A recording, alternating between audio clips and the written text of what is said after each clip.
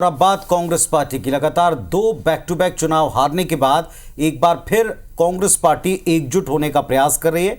हाल ही में हार के कारणों की समीक्षा के बाद अब पार्टी आगे की रणनीति बनाने में जुटी। मध्य प्रदेश और छत्तीसगढ़ दोनों राज्य में कांग्रेस अब मैराथन मंथन करने वाली है।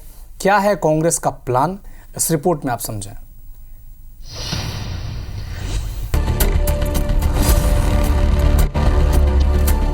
पहले विधानसभा और फिर लोकसभा चुनाव में करारी शिकस्त के बाद छत्तीसगढ़ कांग्रेस सब कुछ भूलकर आगे देखो की रणनीति पर काम कर रही है। सभी संभागों में समीक्षा बैठकों के जरिए कांग्रेस ने हार के कारणों की पड़ताल की, जिसकी रिपोर्ट हाईकमान को सौंप दी गई।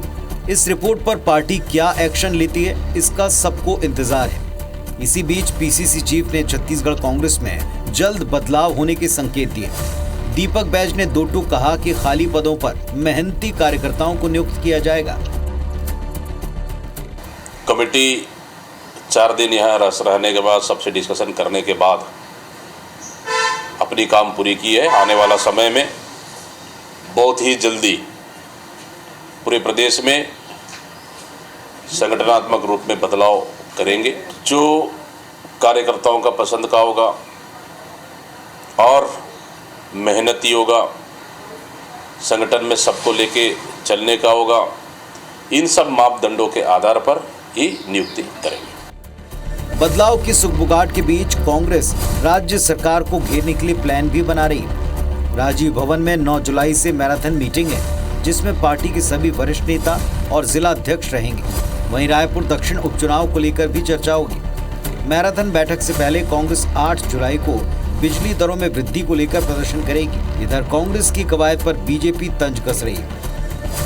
देखिए, कांग्रेस सक्रिय नहीं होती, सक्रिय होने का नाटक करती है, इसलिए कि अंदर बहुत ऊहापोह है। इतने फाड़ हो चुके हैं कि हर आदमी अपना पंजा बढ़ा रहा है आगे खींचने के लिए, मुझे मिले, कोई संगठन का पद, कोई तो पूरी तरह से कांग्रेस टूट चुकी है, मॉरल डाउन हो चुका है। कि मध्य प्रदेश कांग्रेस भी पार्टी की मजबूती और आगे के लिए आंदोलन की तैयारी में।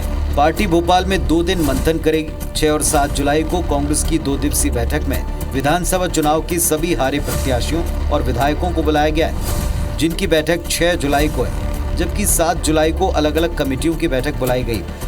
प्रदेश प्रभारी भंवर जितेंद्र सिंह की अगुवाई में पार्टी आगे की रणनीति बनाएगी। भंवर जितेंद्र सिंह जी, जो हमारे मध्य प्रदेश के प्रभारी हैं, प्रदेश कांग्रेस कमेटी के अध्यक्ष माननीय जीतू पटवारी जी, विधानसभा में नेता प्रतिपक्ष माननीय उमंग सिंगार जी, उन प्रत्याशियों की बैठक लेंगे जो 2023 में विधानसभा का चुनाव लड़े थे, कि हमें कहाँ हमसे कमियां रह गई हैं, हम कैसे और मजबूती प्रदान कर पाए पार्टी को, इस पर विचार करेंगे।